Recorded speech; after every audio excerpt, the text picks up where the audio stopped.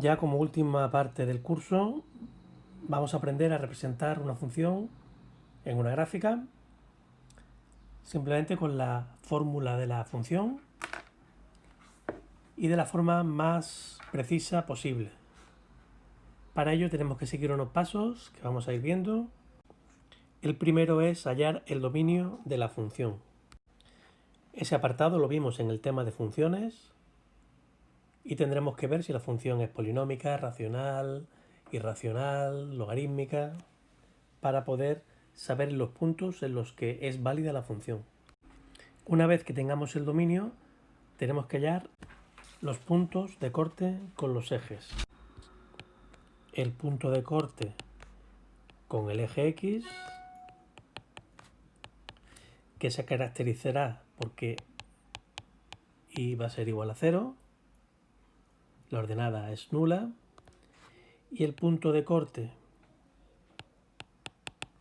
con el eje Y, que será al contrario. Se caracterizará porque X igual. Estos puntos tienen la forma, lo del eje X, a 0, y los otros tienen la forma 0A. Los puntos de corte con el eje X pues son las soluciones reales que tenga la ecuación de la función, igualándola a 0. Puede que no haya, si la ecuación no tiene solución, o puede que haya varios, pero con el eje Y como máximo habrá uno. Solo en el caso de que el punto 0 no esté en el dominio, no habrá punto de corte con el eje Y. El tercer punto que tenemos que estudiar es la simetría de la función. Para ello tenemos que distinguir entre función par y función impar. Las funciones pares son aquellas que son simétricas con respecto al eje Y. Acordaros cuando vimos en dibujo técnico la simetría, había dos tipos de simetría, las axiales y las centrales. La función par se refiere a una simetría axial de eje Y.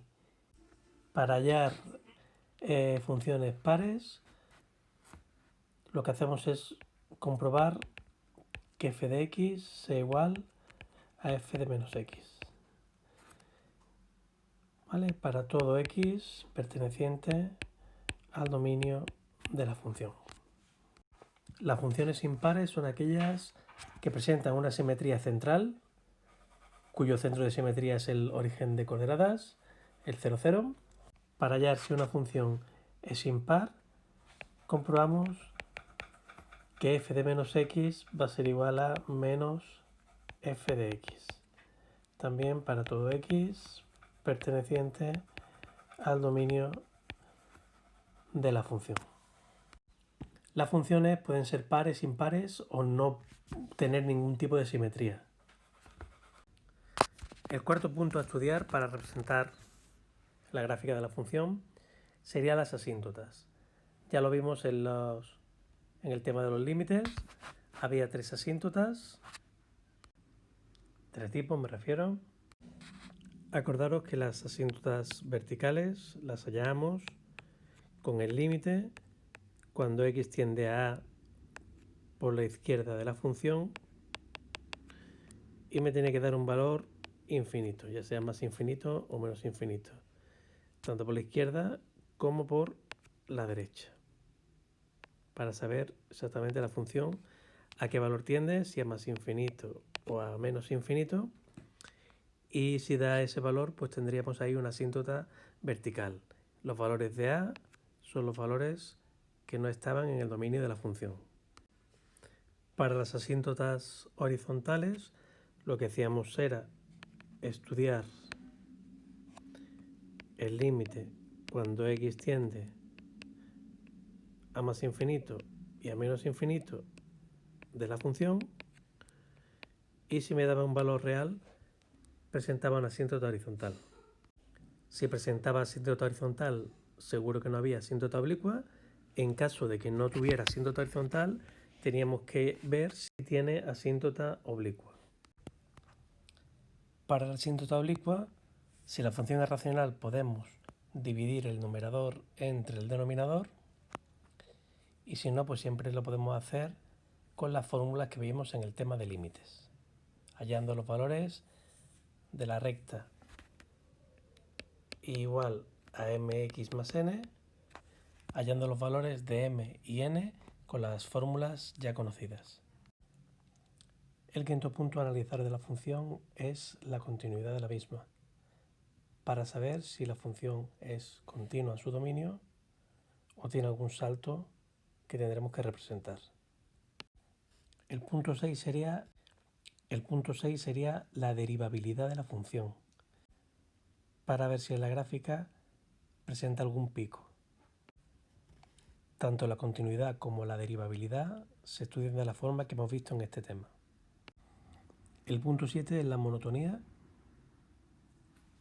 Con la monotonía de la función veremos dónde es creciente o en qué intervalos es creciente y en qué intervalos es decreciente, así como sus máximos y mínimos relativos. En el punto 8 estudiamos los extremos de la función, los máximos y mínimos, también visto en este tema.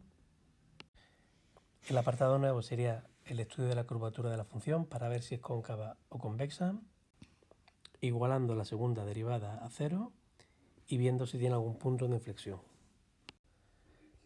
El décimo apartado sería una tabla de valores, sustituyendo la función, por si necesito algún punto más en alguna zona donde no quede definida la gráfica. Con la información de todos esos apartados ya podemos dibujar la representación gráfica de la función. Teniendo en cuenta todos los datos anteriores, dibujaremos un eje X, un eje Y, tendremos que llevarnos con una regla, con sus medidas, escalando de forma que entre bien la gráfica con los puntos que nos han dado y teniendo pues la mayor precisión posible a la hora de representarla. Tened en cuenta que todos estos pasos van a depender del tipo de función que me están dando. No tendría sentido estudiar la curvatura en una recta o la continuidad y derivabilidad en una función polinómica, con lo cual tendremos que primero analizar cómo es la función que me están pidiendo representar. Todo esto os animo a que echéis un vistazo al tema 10 del libro, donde vienen las distintas funciones y cómo se representan gráficamente. Estos 10 puntos son los que creemos que aportan mayor información, aunque se pueden utilizar otro tipo de criterios como el signo de la función para saber si la función está por encima del eje X en un intervalo o por debajo del eje X en un intervalo. O también podríamos estudiar la periodicidad de la función si fuera, por ejemplo, trigonométrica. La representación gráfica de la función pues es el final de la parte de teoría, donde reúne pues lo que hemos estado viendo en esta tercera evaluación y que tenemos que aprender a hacer bien. Con los datos de los 10 puntos que acabamos de explicar, nos iremos llevando el dominio, nos iremos llevando los puntos de corte con el eje X, si lo tiene, con el eje Y. Trazaremos las asíntotas, veremos si tiende por la izquierda hacia más infinito, menos infinito, las que tenga, dependiendo del resultado y del tipo de función. Recordad que las asíntotas se representan con una línea discontinua. Y muy importante es que lo que hayamos hallado en los 10 puntos sea acorde con lo que dibujamos en la gráfica. No podemos decir en un punto que tiene una curvatura y después dibujar lo contrario. Tendríamos que repasarlo de forma que se cumpliera lo que hemos analizado en la parte de teoría. Bueno, por hoy no voy a cansaros más, no voy a poner ningún ejemplo de gráfica. Ya estamos a final de semana y estamos un poquito cansados, llevamos muchas cosas hechas. Os pido que veáis el vídeo, ese es vuestro trabajo de hoy, y que analicéis los apuntes que también mando, que ha elaborado la señora Elena y que viene todo esto por escrito, como si queréis hacer un resumen en la libreta, y le echéis un vistazo al tema 10. El próximo lunes mando un vídeo con un par de ejemplos, ya de la parte teórica pasamos a la parte práctica, y durante la semana que viene vamos a estar trabajando en representación gráfica de funciones. Con esto pues ya daríamos terminado la parte de contenidos de primero de bachillerato. Hasta luego.